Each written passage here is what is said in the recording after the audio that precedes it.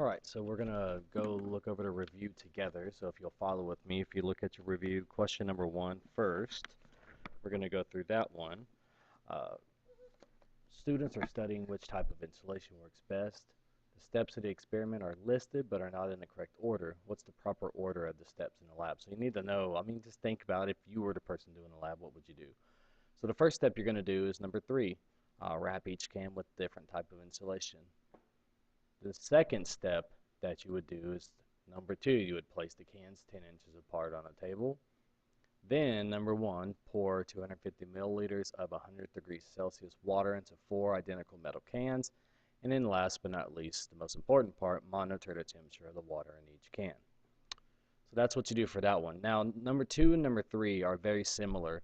When you look at them, the question's asking what should Madison do to improve her results, and then number three is asking if the experimenters want to see whether the results are accurate, they should do what.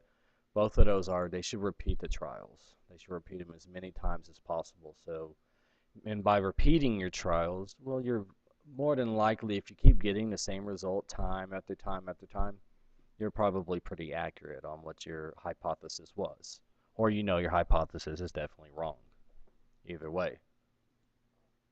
Number four, the following items assess science process skills, right? So it gives you this light bulb that's attached to a battery in a container, and then it gives you the little chart right here. And the question's asking, the chart shows the results of an investigation. Which question could be answered from the data? Well, if you look at it, the wood chips don't turn the light on. Salt water does, aluminum foil does, sand doesn't, and the grass doesn't. So probably a good question that might be answered from that is what conducts electricity? That would be a great one to ask from right there. Number five, it goes into really the main part is right here. Trail mix is a healthy snack, and then it talks about the teacher gives the class it. They don't like the raisins. Not really that important of information. The most important is the the students come in the next day and they find a bag of trail mix and several screens in different sizes, like if you were to separate a mixture. This investigation was probably set up to answer what questions? Well, the questions that it was probably set up to answer would be either one of these. Can mixtures be separated? Are mixtures and solutions the same? Do substances and mixtures lose their physical properties? But a question you're probably not going to answer with that one is what is the nutritional value of trail mix? So be looking for that one. Number six says Maggie is comparing two types of soil to determine which soil sample retains the most water. She will place each sample in a funnel lined with filter paper. Which of the following sets of equipment could be necessary for it? And probably the most necessary equipment you would need is one, a balance, so you could determine the mass of the sand. Two, you probably need a beaker for some water. And three, a graduated cylinder, so you know how much water each soil sample is retaining. Number seven, Sam is planning a science experiment to determine if an equal amount of water will freeze faster in a shallow bowl or in a tall glass. What will he need to collect the results of the experiment? The things to collect would be most important would be a thermometer and a timing device. Those will be the most important ones to collect. Let's see, number eight. Number eight. Let me find mine.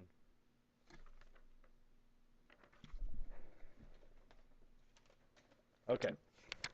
Number eight says a boy wanted to test the effects of weathering on rocks. Basically, what this question is asking, what's the correct order to do? What's the scientific method? And the first step of the scientific method is to form a hypothesis.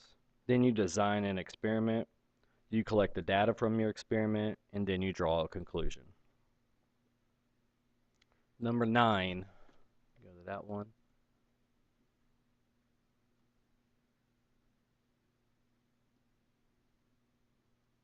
All right, two students want to test the ability of different materials to conduct heat, and then it says, move this one over. Which material should they use? Right, you would probably need blocks of material that are in same size, right? A cube of wood and metal that are the same size would be the one to pick for that one. Number 10, an experiment is being conducted to test the effects of different fertilizers on vegetable growth. One group of beans being important, is planted in soil without fertilizer. How should the rest of the experiment be set up? And what you would want to do is, if you have your different fertilizers, you want to plant the same type of plant that you did before, which was the group of beans, as you can see right there. Next one, 11. Jim wants to learn how exercise changes a person's heart rate. And it says list all the data Jim needs to collect in order to draw that conclusion. Well, he's going to need to collect the heart rate before, during, and after the warm-up or the exercise for probably 1 to 2 different people. So he's testing it on more than one person on one or more trial. Number 12, what do we call the part in an experiment or trial that can be changed? Well, we have an independent, a dependent, and a control variable. And we call those variables. Number 14, some students are investigating which surfaces would allow a ball to roll the farthest. Which of the following would be essential in their investigation? And the thing that would be the most essential in that investigation would be